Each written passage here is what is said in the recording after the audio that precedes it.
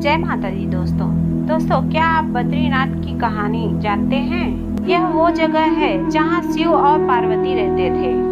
यह उनका घर था। एक दिन नारायण यानी विष्णु के पास नारद गए और बोले, आप मानवता के लिए एक खराब मिसाल हैं। आप हर समय शेषनाग के ऊपर लेटे रहते हैं। आपकी पत्नी लक्ष्मी हमेशा आपकी सेवा में लगी रहती हैं और आपको लाड करती रहती हैं। इस ग्रह के अन्य प्राणियों के लिए आप अच्छी मिसाल नहीं बन पा रहे हैं। आपको सृष्टि के सभी जीवों के लिए कुछ अर्थपूर्ण कार्य करना चाहिए। इस आलोचना से बचने और साथ ही अपने उत्थान के लिए भगवान को भी ऐसा करना पड़ता है। विष्णु तप और साधना करने के लिए सही स्थान की तलाश में नीचे हिमालय तक आए। वहाँ उन्हें मिला बद्रीनाथ, एक अच्छा सा छोटा सा घर जहाँ सब कुछ वैसा ही था जैसा उन्होंने सोचा था। साधना के लिए सबसे आदर्श जगह लगी उन्हें यह। वह उस घर के अंदर गए। घुसते ही उन्हें पता चल गया कि यह तो शिव का निवास है और वह तो बड़े खतरनाक व्यक्ति हैं। अगर उन्हें गुस्सा आ गया तो वह आपका ही नहीं खुद का भी गला काट सकते हैं। ऐसे में नारायण ने खुद को एक छोटे से बच्चे के रूप में बदल लिया और घर के सामने बैठ गए। उस वक्त शिव और पार्वती बाहर कहीं टहलने गए थे। जब वे घर वापस लौटे तो उन्होंने देखा कि एक छोटा सा बच्चा जोर जोर से रो रहा है। पार्वती को दया आ गई। उन्होंने बच्चे को उठाने की कोशिश की। शिव ने पार्वती को रोकते हुए कहा, इस बच्चे को मत छूना। पार्वती ने कहा, कितने क्रूर हैं आप, कैसी नासमझी की बात कर रहे हैं। मैं तो इस बच्चे को उठाने जा रही हूँ, देखिए तो कैसे रो रहा है। शिव बोले, जो तुम देख रही हो उस पर भरोसा मत करो। मैं कह रहा हूँ ना, इस बच्चे को मत उठाओ। बच्चे के लिए पार्वती की स्त्री सुलभ मनोभावना ने उन्हें शिव की बातों को नहीं मानने दिया।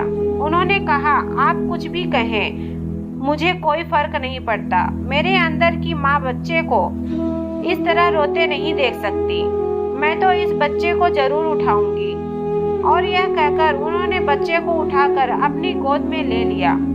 बच्चा पार्वती की गोद में आराम से था और शिव की तरफ बहुत खुशी होकर देख रहा था। शिव इसका नतीजा जानते थे, लेकिन करे तो क्या करे, इसलिए उन्होंने कहा, ठीक है, चलो देखते हैं क्या होता है। पार्वती ने बच्चे को खिला पिलाकर चुप किया और वहीं घर पर छोड़कर खुद शिव के साथ गर्म पानी से स्नान के लिए बाहर चली गईं। वहाँ पर गर्म पानी के कुंड हैं। उसी कुंड पर स्नान के लिए शिव पार्वती चले गए। लौट कर आए तो देखा कि घर अंदर से बंद था। शिव तो जानते ही थे कि अब खेल शुरू हो गया है। पार्वती हैरान थी कि आखिर दरवाजा किसने बंद किया। शिव बोले, मैंने कहा था ना, इस बच्चे को मत उठाना। तुम बच्चे को घर के अंदर लाई और अब उसने अंदर से दरवाजा बंद कर लिया है। पार्वती ने कहा, अब हम क्या करें? शिव के पास दो विकल्प थे।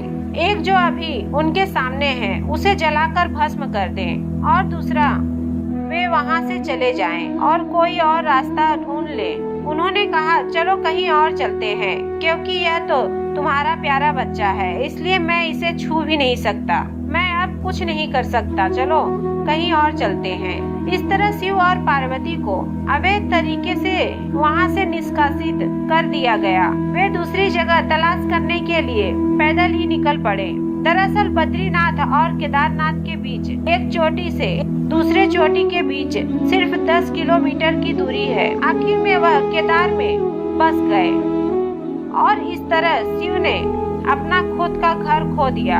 आप पूछ सकते हैं कि क्या वह इस बात को जानते थे? आप कई बातों को जानते हैं, लेकिन फिर भी आप उन बातों को अनदेखा कर उन्हें होने देते हैं।